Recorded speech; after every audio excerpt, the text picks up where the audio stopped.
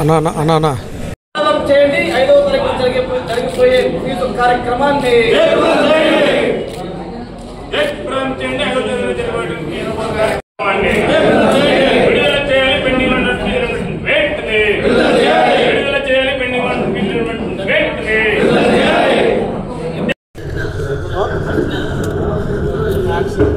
Water bottle ఇచ్చినావా?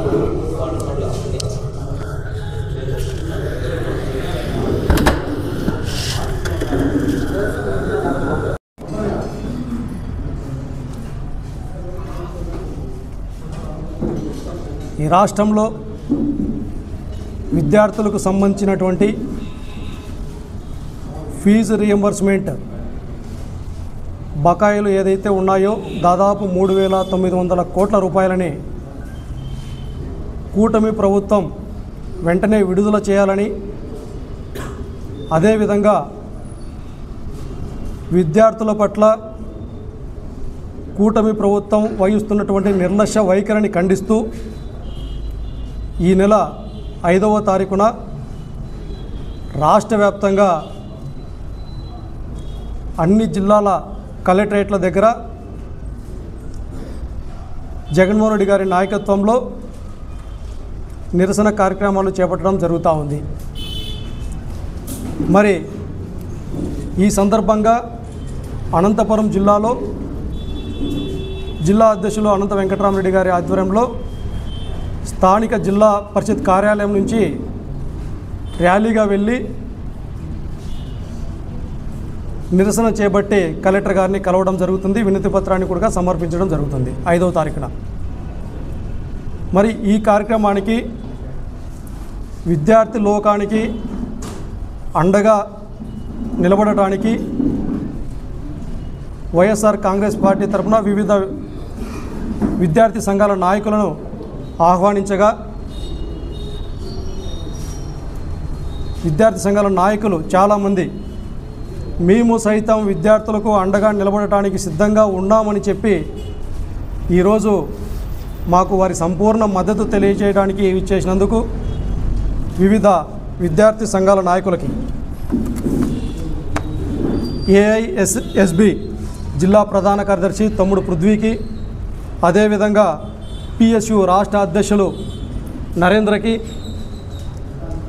గిరిజన విద్యార్థి సమాఖ్య మల్లికార్జున నాయక్కి, అదేవిధంగా లక్ష్మీపతికి, ఏఐఎస్బి జిల్లా అధ్యక్షులు జగదీష్కి, అదేవిధంగా ఎస్విఎస్ఎఫ్ సంబంధించినటువంటి కమిటీ వారికి హర్షాకి, చక్రికి, మరి వైఎస్ఆర్ కాంగ్రెస్ పార్టీ విద్యార్థి విభాగమైనటువంటి చంద్రాకి, కైలాస్కి, ఇక్కడికి విచ్చేసినటువంటి చాలామంది ఆర్గనైజేషన్స్ వాళ్ళకందరికీ పేరు పేరున వైఎస్ఆర్ కాంగ్రెస్ పార్టీ తరఫున ధన్యవాదాలు తెలియజేస్తూ ఒకరికొకరం కలిసి ప్రభుత్వం పైన ఒత్తిడి తెచ్చి విద్యార్థి లోకానికి అందరికీ అండగా ఉందామనేసి ఈ సందర్భంగా తెలియజేస్తూ ఉన్నాను. ముఖ్యంగా మన పూర్వీకులు కావచ్చు, మన పెద్దలు కావచ్చు ఒక మాట చెప్పేవాళ్ళు, నేటి విద్యార్థులే రేపటి మన భవిష్యత్తు అని. వాస్తవంగా అది చాలా మనం చూస్తూ ఉన్నాం, నిరూపితమైంది. ఈ సమాజంలో ప్రతినిత్యం ప్రతిరోజు చదువుకున్నటువంటి వ్యక్తుల యొక్క విలువ ఏ విధంగా ఉంది, ఈ సమాజంలో చదువు లేనటువంటి వాళ్ళ యొక్క పరిస్థితులు ఏ విధంగా ఉన్నాయనేసి స్వయంగా మన కళ్ళ ముందర మనం చూస్తూ ఉన్నాం. మరి ఇటువంటి పరిస్థితుల్లో దాదాపు విద్యార్థులు 1వ తరగతి నుంచి ఇంటర్మీడియట్ వరకు 11-12 సంవత్సరాలు వాళ్ళ జీవితంలో ఎంతో కష్టపడి సంవత్సరాల తరబడి నిద్రలేని రాత్రులు గడిపి ఇంటర్మీడియట్ కంప్లీట్ చేసుకున్న తర్వాత పై చదువులకు ఎప్పుడెప్పుడా ఉన్నత శిఖరాలకి చేరుకోవాలి, ఎంబీబీఎస్లు చేయాలి, ఇంజనీర్లు కావాలి, బీటెక్లు చదవాలి, పెద్ద పెద్ద డిగ్రీలు చదవాలి, ఎప్పుడెప్పుడు మా తల్లిదండ్రుల యొక్క కళ్ళల్లో ఆనందం చూడాలి, ఈ సమాజానికి ఏ విధంగా ఉపయోగపడాలని ఉవ్విలురుతూ ఉంటారు ఇంటర్మీడియట్ అయిపోయినటువంటి పిల్లలు. కాకపోతే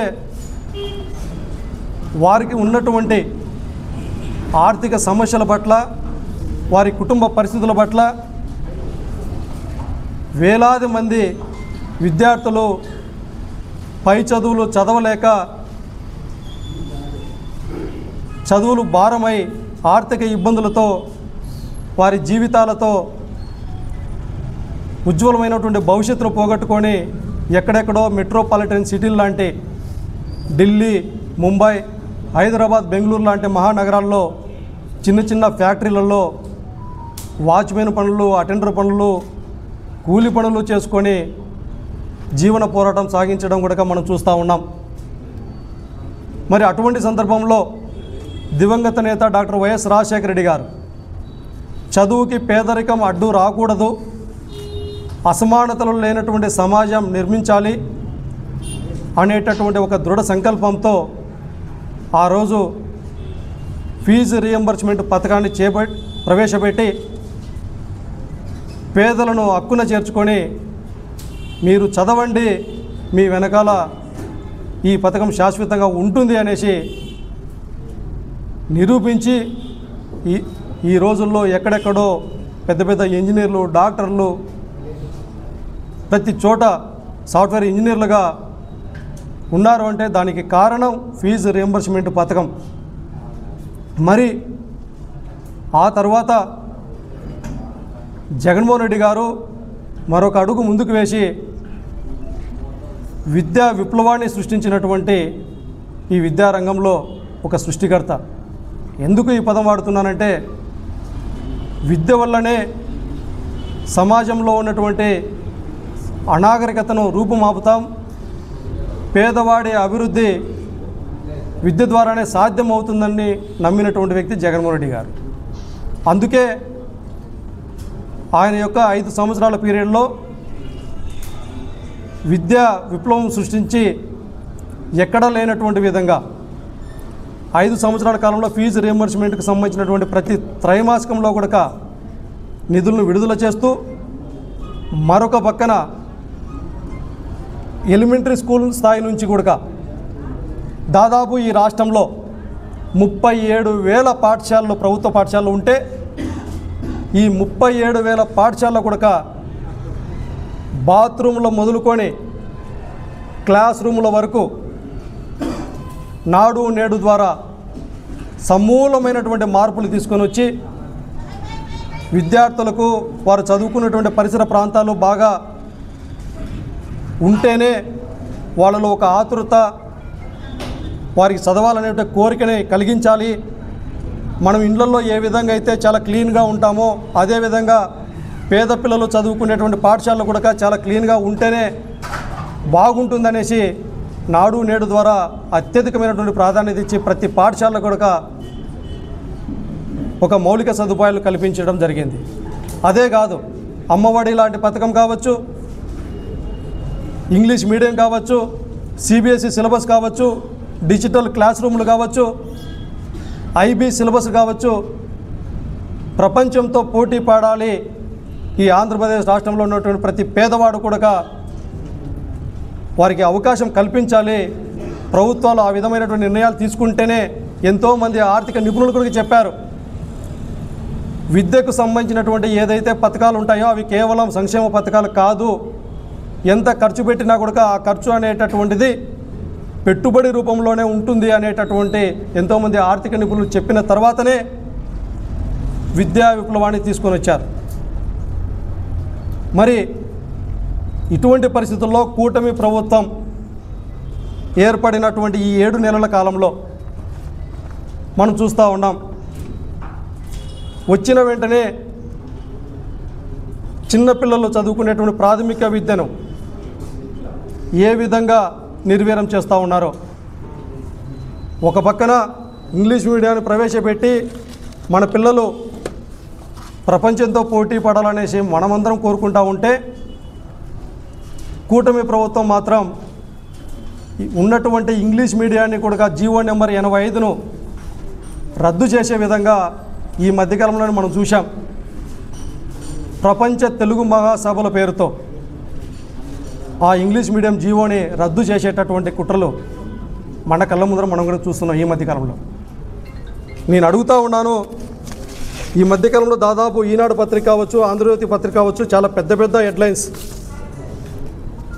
న్యాయపాలన తెలుగులోనే జరగాలి, లేకపోతే ఆంగ్ల మాధ్యాన్ని జీవోని రద్దు చేయాలా, ఈ జీవోని రద్దు చేసేటప్పుడు మన జరిగినటువంటి ప్రపంచ తెలుగు మహాసభలు, అక్కడ ఉన్నటువంటిది మహాసభల్లో ఒకసారి మనం అందరం ఆలోచిస్తే జస్టిస్ ఎన్వి రమణ గారు, మండలి బుద్ధప్రసాద్ గారు, యార్లగడ్డ లక్ష్మీప్రసాద్ గారు, సుజనా చౌదరి గారు, శైలజా కిరణ్ గారు అంటే రామోజీరావు గారి కోడలు, కలుకూరి ఇనాకారు శ్రీనివాస్ గారు, పెద్ద పెద్ద వాళ్ళు, బాగా మేధావులు. ఈ మేధావులందరూ మాట్లాడేటటువంటి మాటలు ఏంటంటే తెలుగులోనే అభివృద్ధి సాధ్యమవుతుందంట. నేను అడుగుతున్నాను వీళ్ళకందరికీ, ఆ మాతల్లి శైలజా కిరణ్ గారికి ఈ సందర్భంగా అడుగుతూ ఉన్నా, ఆమె నడిపేటటువంటి స్కూల్స్ రమాదేవి పబ్లిక్ స్కూల్స్. ఈ రోజుటికి ఆ స్కూల్స్లో నాకున్నటువంటి సమాచారం మేరకు తెలుగు మీడియం లేదు. చిన్నప్పటి నుంచి ఆ స్కూల్లో చదివేటటువంటి ప్రతి పిల్లవాడికి రష్యను, జర్మనీ, ఫ్రాన్స్, ఇంగ్లీష్ మీడియాలు, ఇంకా 4-5 లాంగ్వేజ్లు, ప్రపంచవ్యాప్తంగా ఏదైతే లాంగ్వేజ్లు ఉంటాయో ఆ లాంగ్వేజ్లన్నీ ఆ స్కూల్స్లో నేర్పిస్తారు. ఇక్కడ మాట్లాడినటువంటి ప్రతి ఒక్కరు కూడా వాళ్ళ పిల్లలను కావచ్చు, వాళ్ళ మనవలను కావచ్చు, ప్రతి ఒక్కరిని కూడా అద్భుతమైనటువంటి స్కూల్స్లో చదివిస్తూ అన్ని లాంగ్వేజ్లు నేర్పిస్తూ విదేశాల్లో చదివించుకుంటున్నటువంటి వాళ్ళే. మా వరకు వస్తే, పేదవారి వరకు వస్తే తెలుగులోనే మాట్లాడాలా, తెలుగులోనే చదువుకోవాలా, తెలుగే మనకందరికీ దిక్కు, మాతృదేవో భవ పితృదేవో భవో, అలాగే తెలుగుకు సంబంధించినటువంటి మాతృభాషాదేవో భవ అని మీడియా ముందర పెద్ద పెద్ద మాటలు మాట్లాడి ఈరోజు తెలుగు మీడియానికి, ఇంగ్లీష్ మీడియానికి సంబంధించిన జీవోని రద్దు చేసేటటువంటి కుట్రలు పడుతూ ఉన్నారు. నేను అడుగుతూ ఉన్నా, మీకు సంబంధించినటువంటి పిల్లలపైన మీకు ఏ విధంగా అయితే శ్రద్ధ ఉంటుందో అదేవిధంగా ప్రతి పేదవాడి కూడా వాళ్ళ పిల్లల్ని బాగా చదివించుకోవాలా, బాగా ఇంగ్లీష్లో మాట్లాడితే ఉద్యోగాలు వస్తాయి, వాళ్ళు పడినటువంటి కష్టం పిల్లలు కూడా పడకూడదనేసి ఈ సమాజంలో ఉన్నటువంటి ప్రతి ఒక్క పేదవాడి కూడా ఉంటుందా ఉండదా అనేసి ఆలోచన అనేటటువంటిది మీకు కలగలేదా అనేసి ఈ సందర్భంగా అడుగుతూ ఉన్నా. ఇంత అన్యాయమైనటువంటి ఆలోచనలు, పేదవాడేమో పల్లెటూళ్ళల్లో, గ్రామీణ ప్రాంతాల్లో ఒరే ఒసే ఏరా పోరా అని మాట్లాడుకుంటూ ఉండాలనా, మీ పిల్లలేమో ఇంగ్లీష్లో హాయ్ నాన్న, హాయ్ డాడీ, హాయ్ మామ్ అని విదేశాల్లో చదువుకుంటూ పెద్ద పెద్ద ఉద్యోగాలు, పెద్ద పెద్ద వ్యాపారాలు చేసుకోవాలా. మా బిడ్డలేమో బీసీ, ఎస్సీ, ఎస్టీ, మైనార్టీ వర్గాలు కావచ్చు, అగ్రవర్ణాలకు సంబంధించిన పేదలు కావచ్చు, వీళ్ళేమో ఈ విధమైనటువంటి ఆలోచన విధానంతో చదువుకోకుండా మీ ఇళ్లలో పాచి పనులు చేసుకోవాలా. ఇదే మీ ఆలోచన విధానం.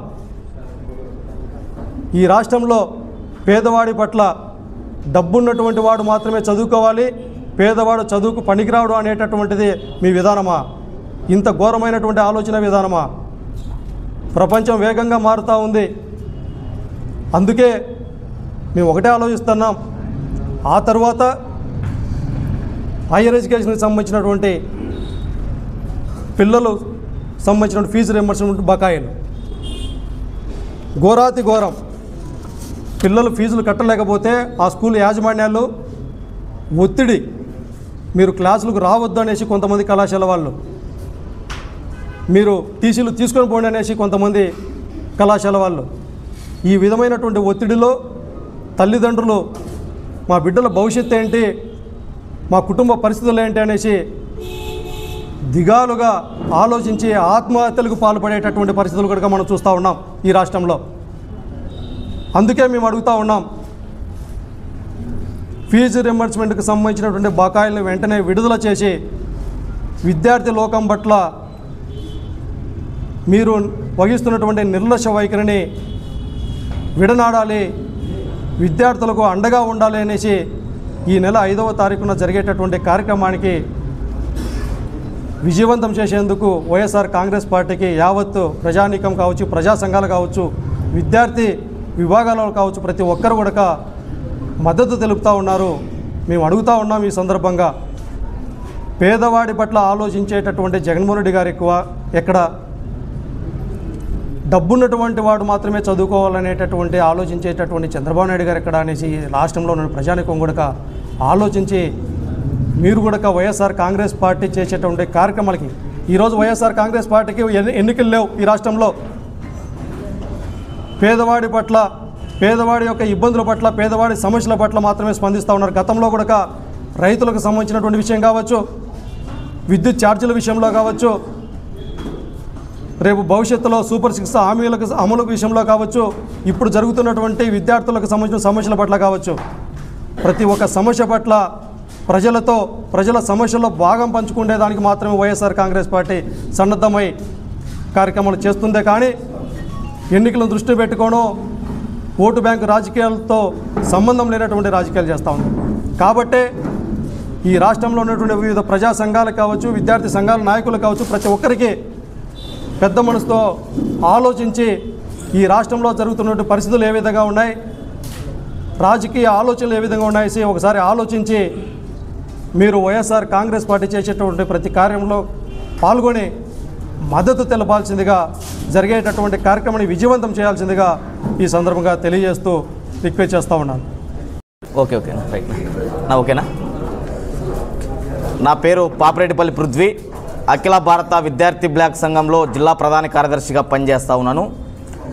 మరి ఏదైతే పెండింగ్లో ఉన్నటువంటి ఫీజు రీయింబర్స్మెంట్స్, అదేవిధంగా వసతి దీవెన బకాయిలను విడుదల చేయాలని చెప్పేసి తలపెట్టినటువంటి ఏదైతే వైఎస్ఆర్ పార్టీ తలపెట్టినటువంటి ఫీజు పోరుకు all India student block AISB సంపూర్ణ మద్దతు తెలియజేస్తూ ఉన్నాం.